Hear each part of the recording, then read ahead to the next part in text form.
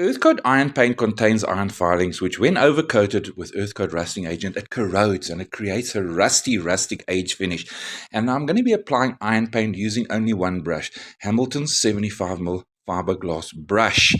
And I want to be doing a door. Now, iron paint you can use on many other surfaces to create a rusty look, from beams in your home to furniture, countertops, and a door like this one. So the base coat for iron paint must always be a black PVA.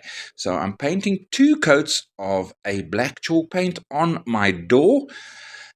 Once that's dry, we will be ready to apply the iron paint.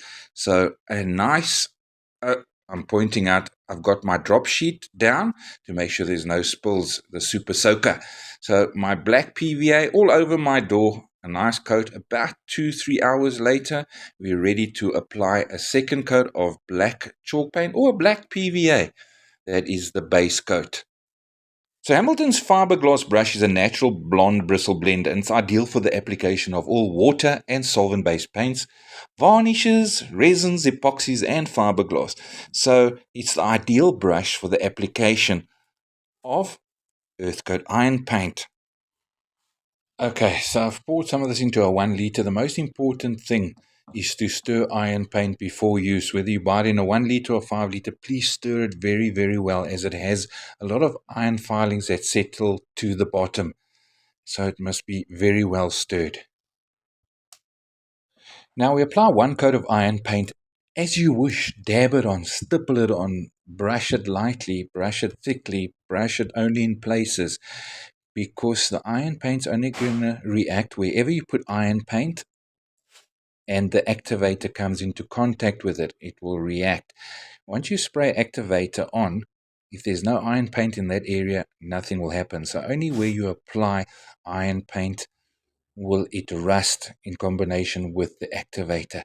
So brush, dab lightly all over as you wish.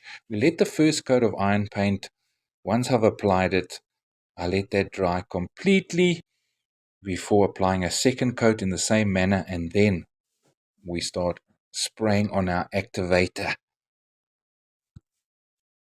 Okay, my second coat of iron paint, we apply this the same as the first, but the difference is here, while the second coat is like tacky, it mustn't be 100% dry, we start spraying the activator. And the activator, I feel, best applied through a spray bottle. Just works so much better. And then we allow the activator to lie on the iron paint. It's going to start rusting after about an hour or 2. And day after day, the rust changes. And if you want to seal this, you can with a water-based sealer, but only after a couple of days. And when doing a project, try not to do it in direct sunlight. And there we go. With Hamilton's fiberglass brushes and earth-coat iron paint, we're bound to get that rusty finish.